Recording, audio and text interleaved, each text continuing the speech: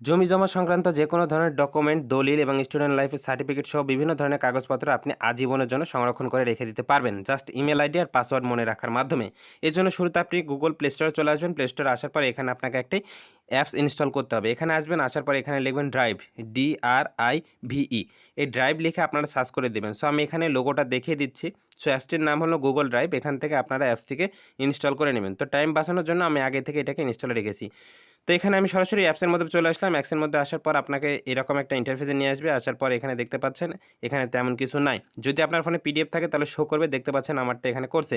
তো শুরুতে এখানে আসবেন, এখানে আসার পর আইকনে ক্লিক দিবেন। দেওয়ার পর এখানে আপনার যে ইমেল আইডিগুলো আছে, ইমেল আইডিগুলো শো করবে। এখান থেকে যেকোনো একটা ইমেল আইডি থেকে একটা ইমেল আইডি সিলেক্ট করে নেবেন। সিলেক্ট করে নেওয়ার পর এখানে অবশ্যই গুরুত্বপূর্ণ কথা হলো যে আপনি যে ইমেলটা সিলেক্ট করে নেবেন ওই ইমেলটার পাসওয়ার্ড যেন মনে থাকে। ঠিক আছে? তাহলে আপনি মারা গেলে আপনার ছেলেরাও কিন্তু পাসওয়ার্ড এবং ইমেল আইডির মাধ্যমে এটাকে উদ্ধার করতে পারবে আপনার যেকোনো ধরনের ডকুমেন্টগুলো। এর জন্য প্লাস আইকনে ক্লিক করে দেবেন। দেওয়ার পর দেখতে পাচ্ছেন ফোল্ডার আপলোড এবং হচ্ছে গুগল শিট এবং হচ্ছে গুগল স্লাইড।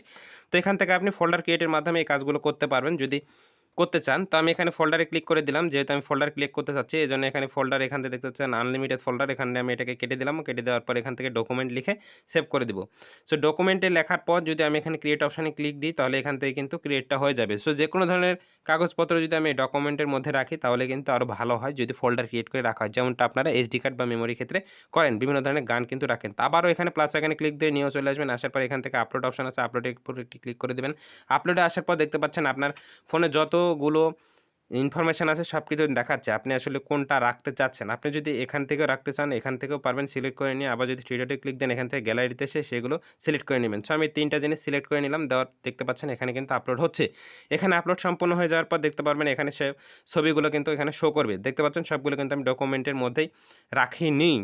ডকুমেন্টের বাহিরে রেখেছি। এজন্য এগুলো ডকুমেন্টের বাইরে দেখাচ্ছে। সেগুলোর উপর যদি ক্লিক দিই তাহলে দেখতে পাচ্ছেন ছবিগুলো কিন্তু দেখাচ্ছে। সো আপনারা এভাবে চাইলে যেকোনো ধরনের ছবি কিন্তু রাখতে পারেন।